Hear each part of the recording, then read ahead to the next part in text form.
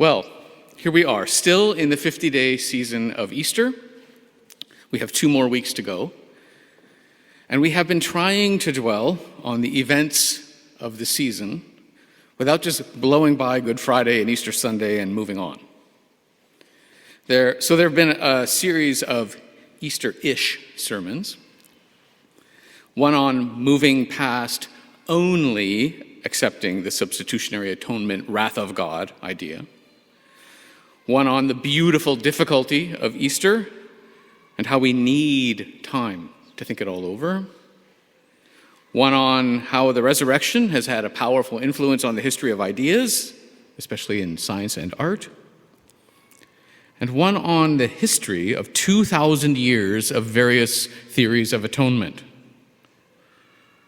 I think you'll agree, these have all been rather intense and somewhat heavy topics. But of course, it's not easy to approach the crucifixion and the resurrection in a light and frothy way. These aren't light and frothy things. But I thought we could use a bit of a break from intensity and heaviness, so this morning I bring to you lighter fare. A couple of stories.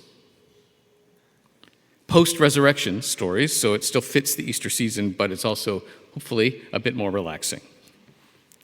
Our 2 stories this morning are the disciples catching fish and having a fish fry on the beach with Jesus, and Jesus asking Peter 3 times, "Do you love me?" and reinstating Peter as a faithful disciple. Those 2 stories are found in the final chapter of the Gospel of John, and they basically close out the book. And as I studied them, I noticed something that I found interesting, and then I gathered together a handful of commentaries on the Gospel of John, and what do you know? Those authors agreed with me. And what we all noticed, we biblical scholars, is that John includes in these final 2 stories all sorts of subtle and not very subtle references to earlier stories in his gospel. And he clearly did that on purpose. And that, of course, made me think of an orchestral work by the multiple award-winning young Canadian composer Gavin Fraser. Doesn't it make you think of that? Gavin also just happens to be my son-in-law. And I am irrationally proud of him, but it still would make me think of this piece. A few years ago, he was commissioned to compose a piece for the Hamilton Philharmonic Orchestra, and they premiered it, I noticed, almost exactly 3 years ago today. The piece is called For Dappled Things, and it's partially inspired by the Gerard Manley Hopkins poem that begins with the line, "Glory be to God for dappled things." Gavin wrote this piece while grieving the loss of an important mentor and friend, so there are a lot of different emotional colors in the piece that echo his own emotional journey through grief.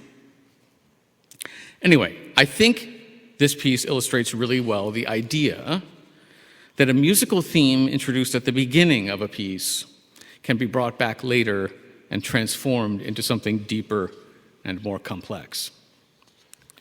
Likewise, in the final 2 stories of the Gospel of John, John is bringing back earlier themes from his gospel, but now they have more complexity and depth. That's the basic idea in this sermon.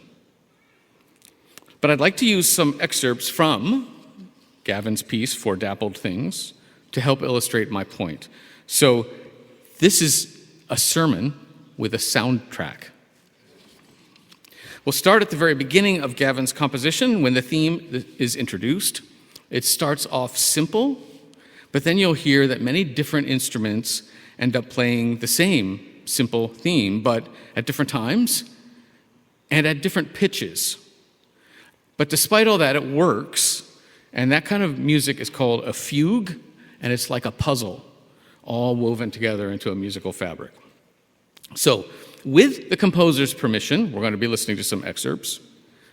This first one will be about 30 seconds, and it introduces the simple theme, and also, just in case you hear some little audience noises, this is a live recording of that premiere about 3 years ago. So the first excerpt.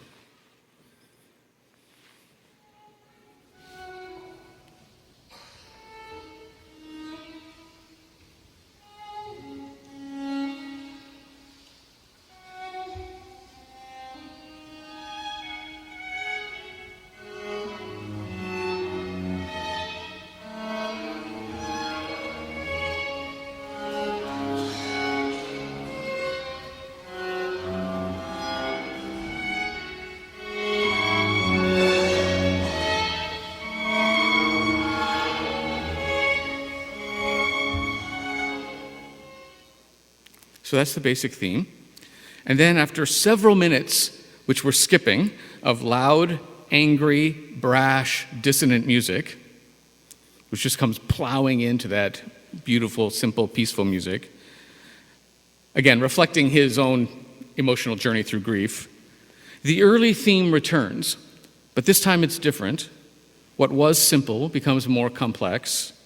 The theme deepens now that other difficult things have happened in the meantime. So here it is, and this excerpt, just so you can pace yourselves, is about 1.5 minutes.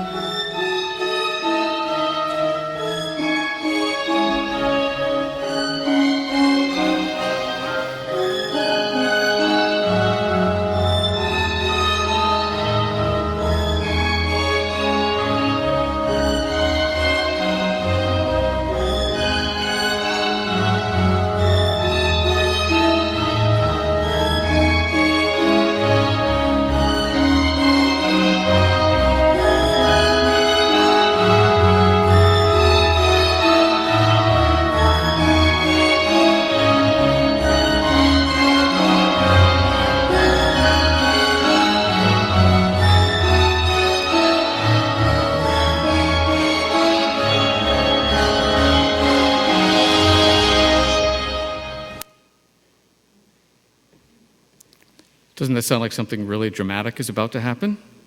That's because it is. And we're going to hear what dramatic thing happens at the end of the sermon. I think what we just heard in those two excerpts is something like what is happening in the Symphony of John. Themes at the beginning brought back and deepened at the end. So let me start, as I did with Gavin's piece, by introducing some early themes in John's Gospel, and then we'll move to the final stories and see how they show up again. So early themes from chapter 1. Just after Jesus called Philip to be one of the disciples, we read this. Philip found Nathanael and told him, "We have found the one, Jesus of Nazareth, the son of Joseph." And Nathanael's response is, "Nazareth? Can anything good come from Nazareth?" When Jesus saw Nathanael approaching, Jesus said of him, "Truly, here is an Israelite in whom there is no deceit." "How do you know me?" Nathanael asked. And Jesus answered, "I saw you while you were still under the fig tree, before Philip called you." Which apparently was true, because Nathanael's pretty impressed. Nathanael declared, "Rabbi, you are the Son of God. You are the King of Israel." And Jesus said, "You believe what I told you. You believe only because I told you that you were under the fig tree. You'll see greater things than that." Then Jesus added, "Very truly, I tell you, you will see heaven open and the angels of God ascending and descending on the Son of Man," which was understood to be a direct reference to the scene with Jacob's ladder in Genesis. Okay, that's one theme. Here's another theme from chapter 2. I'm not going to read this in detail because you already know it and you don't need me to repeat all of it. It's the story of the wedding in Cana when they run out of wine and Mary puts pressure on her son Jesus and he turns water into wine. What I will read to you is what John himself, the author, writes about it as a concluding statement. What Jesus did here in Cana, in Galilee, was the first of the signs through which he revealed his glory, and his disciples put their faith in him. Okay, set that aside. Now from chapter 6, another well-known story, the feeding of the 5,000. Jesus asks his disciples to buy food for all the people. And they say, basically, we don't have that kind of cash. But they do find 5 loaves and 2 fish. And as you know, Jesus miraculously multiplies them. And here's what we read. Jesus took the loaves, gave thanks, and distributed to those who were seated as much as they wanted. He did the same with the fish. After the people saw the sign Jesus performed, they began to say, "Surely, this is the prophet who is to come into the world." Okay, so those are some of the opening themes that come back. Now let's read the final chapter of John. Not only will we hear 2 interesting stories, we'll also hear how those themes return, with this time more depth and more complexity. So here is the first of the 2 stories in that final chapter. I'm just reading to you now.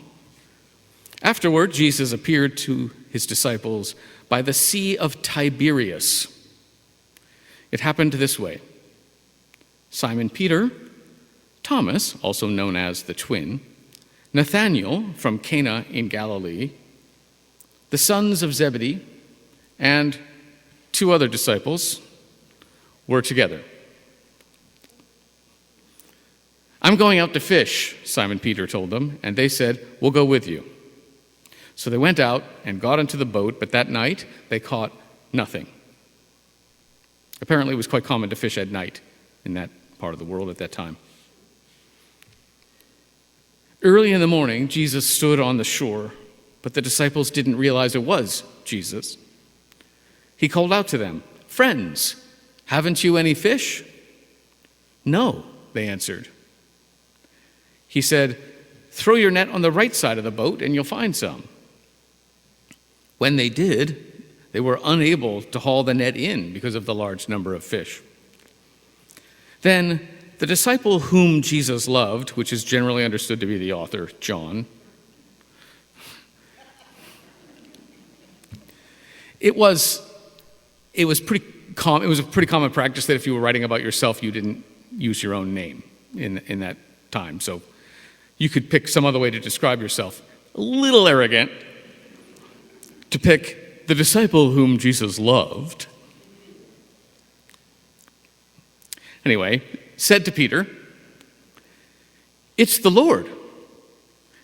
And as soon as Simon Peter heard him say, "It's the Lord," Peter wrapped his outer garment around himself, for he had taken it off, and jumped into the water. The other disciples followed in the boat, towing the net full of fish, for they weren't far from the shore, about 100 meters. When they landed, they saw a fire of burning coals there, with fish on it and some bread. Jesus said to them, "Bring some of the fish you've caught." Simon Peter climbed aboard and dragged the net ashore. It was full of large fish. How many, you ask? 153. But even with so many, the net was not torn. Jesus said to them, "Come, have breakfast." Not one of the disciples dared to ask him, "Who are you?" They knew it was the Lord. Jesus took the bread and gave it to them and did the same with the fish. This was now the 3rd time Jesus appeared to his disciples after he was raised from the dead. So, okay, before we move on to the second story, I just want to look at this first one in a bit more detail. First of all, We're told we're in the Sea of Tiberias, but that's the Sea of Galilee. It says Tiberias in the Greek text, and some translators go easy on us and just call it Sea of Galilee because we're more familiar with that. But you should know the story just before this one in the Gospel of John is the story of quote-unquote doubting Thomas. And that story takes place in Jerusalem. Move forward one verse, and suddenly we're in Galilee, which was as far from Jerusalem as we are right now from Nanaimo. So the difference is we have cars. So that was a long, long way. Just so you know, we're in a different place, different land. Also, not all the disciples are mentioned, and not all the disciples who were there are named, but Nathanael is. And if you were a keen first century listener to this gospel, and if you were hearing this book all at once, as was typical back in the day when humans had these crazy things called attention spans, you would probably remember that Nathanael, who shows up in this story, was featured at the very beginning of the gospel also. It was a simple theme at the beginning, and we've talked about it. Jesus demonstrates that he had seen somehow Nathanael under the fig tree. Nathanael was impressed, and Jesus essentially says to Nathanael, "You ain't seen nothing yet. And you're going to see something like Jacob's ladder happening with Jesus as the feature before all is said and done." And now that we're at the end of the Gospel of John, the crucifixion and the resurrection and already some appearances of Jesus have happened.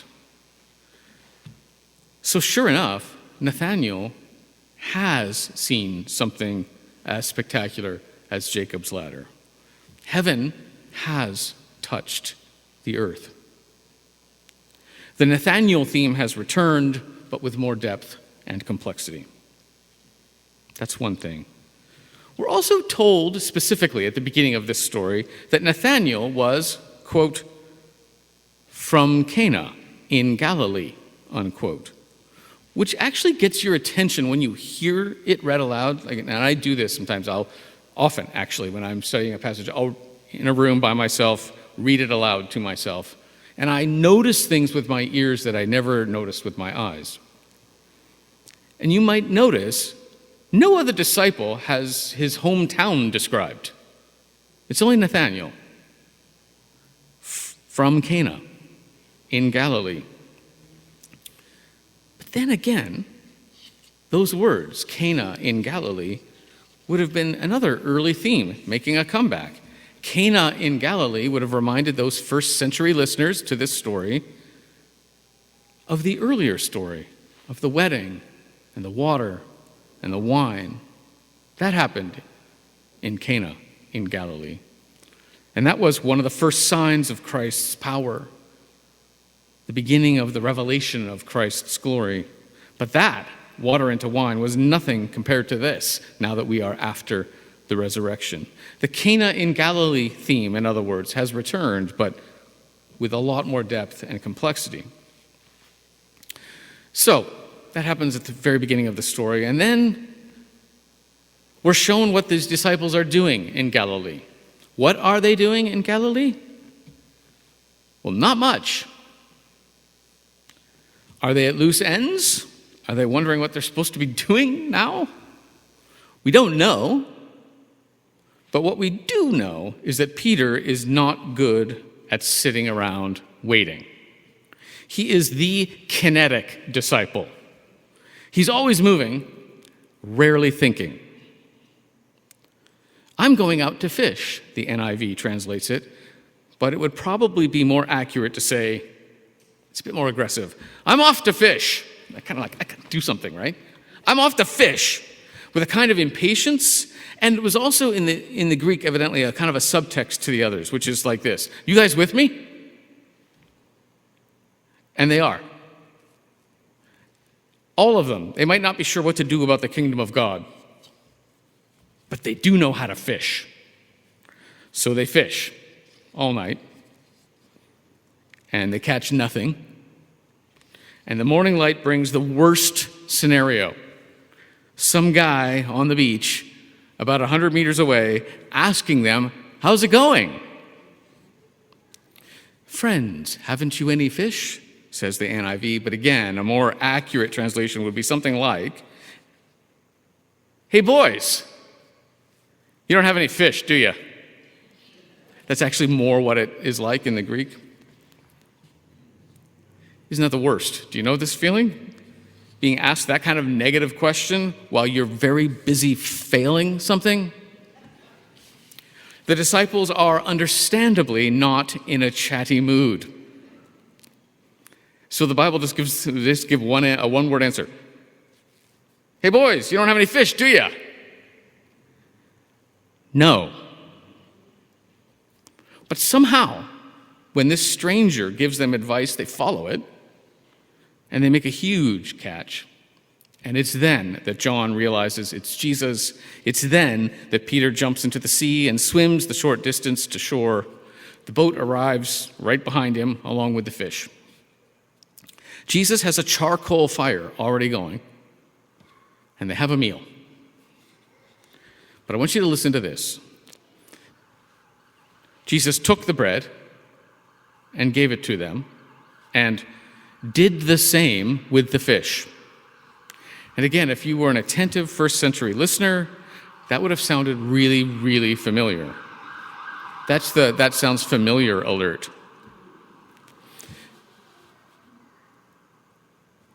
This is from the feeding of the 5,000. Jesus took the loaves, gave thanks, distributed to those who were seated as much as they wanted, and then this. He did the same with the fish. It's the same sentence. And where did that feeding of the 5,000 happen? How does that story begin? Oh, it begins like this. Sometime after Jesus crossed to the far shore of the Sea of Galilee, and then John says that is the Sea of Tiberias, and a great crowd of people followed him. What I'm saying is this. Next to the Sea of Galilee, the 5,000 got all that they wanted and more. There were 12 baskets full of leftovers. And again, at the very end, next to the Sea of Galilee, the disciples caught 153 large fish, well more than they needed. In both Sea of Galilee food stories, we have Jesus, full of power, bringing abundance and bringing loving care. The difference is, in the second one, the disciples knew a whole lot more and had experienced already now the crucifixion and the resurrection. In other words, the loaves and fish theme has returned, but with more depth and more complexity. Because the crucifixion, followed by the resurrection, changes everything. There is a lot more power in this man, Jesus, than the disciples had realized. So it's little wonder, actually, that we're told not one of the disciples dared ask him, "Who are you?" They knew it was the Lord. In their awe, they kept silence. So that's the first story in the final chapter. Here's the second one. Jesus initiates a conversation with Peter, and here's what we read.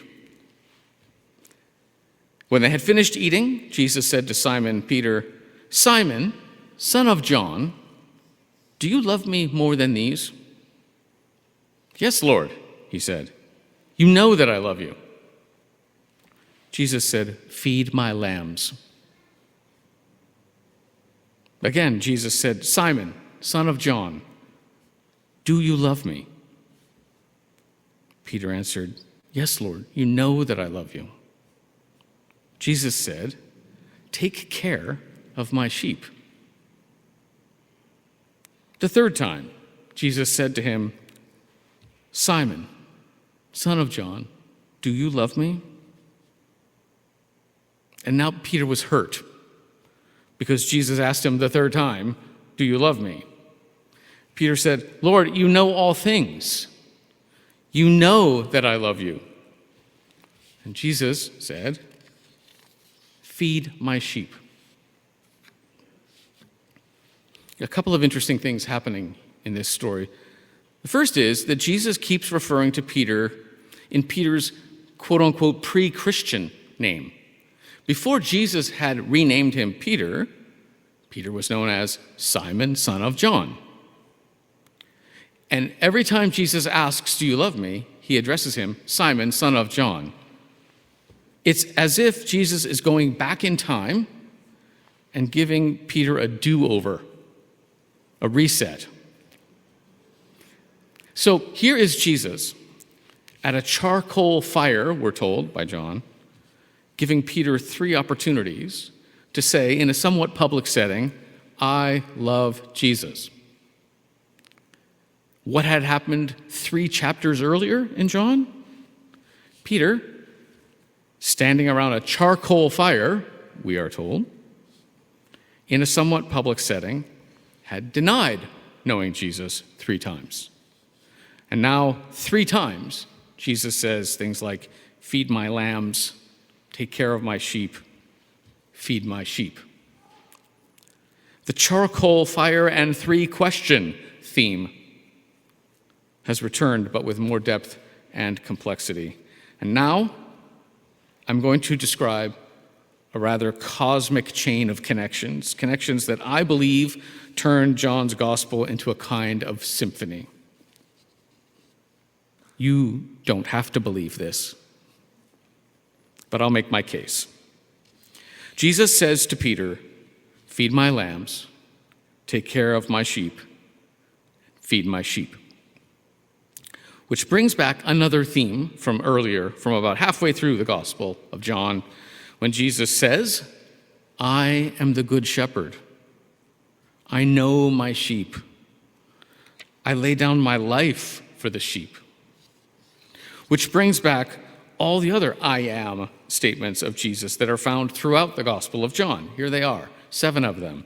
"I am the bread of life. I am the light of the world. I am the sheep's gate. I am the good shepherd. I am the resurrection and the life. I am the way and the truth and the life. I am the true vine." Which brings back a scene found only in the Gospel of John, when Jesus says, this is shocking stuff, people tried to kill him immediately afterwards. He said, "Very truly, I tell you, before Abraham was born, I am."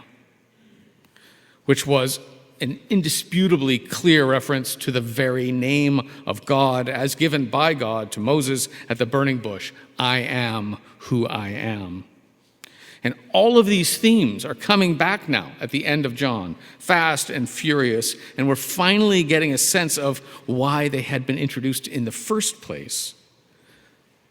For now, when we put them all together, we get something shocking and unprecedented. This is all far beyond what anyone could have asked or imagined. But John, to be fair, had tried to warn us right at the very beginning of his gospel. In the beginning was the Word, and the Word was with God, and the Word was God. He was with God in the beginning. Through him all things were made. In him was life, and that life was the light of all people. The light shines in the darkness, and the darkness has not overcome it. The Word became flesh and dwelt among us. We have seen his glory, the glory of the one and only Son, full of grace and truth. John tried to warn us.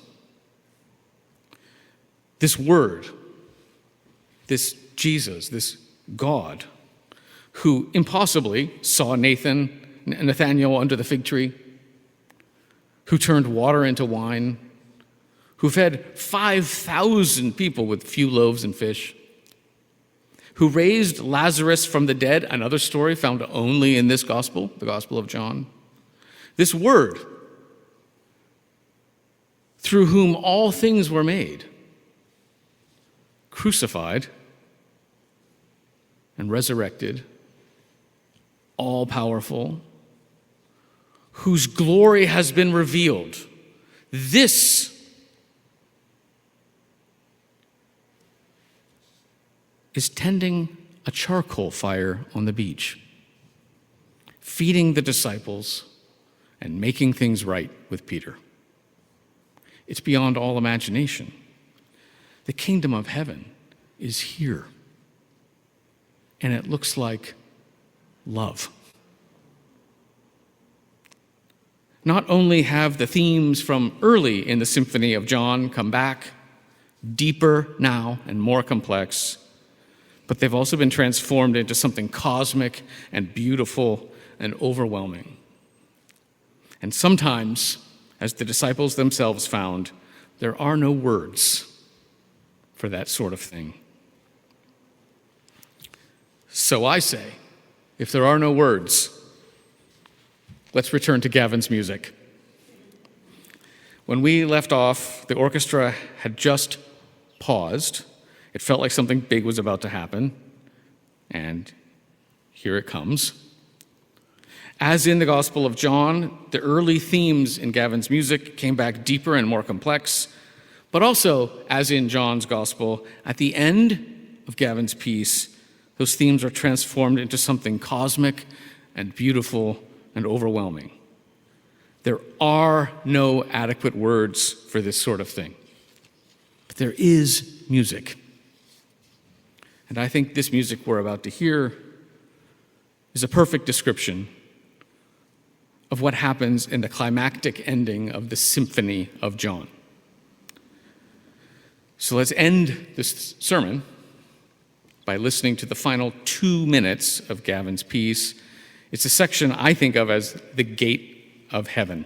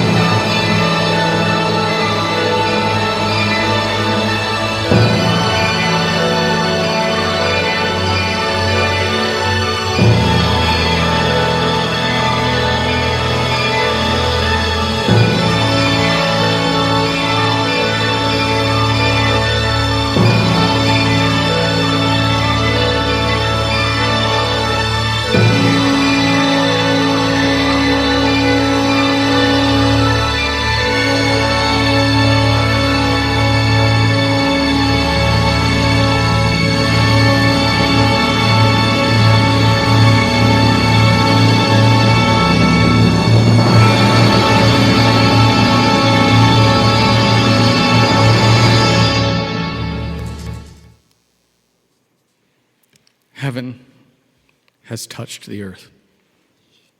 Amen.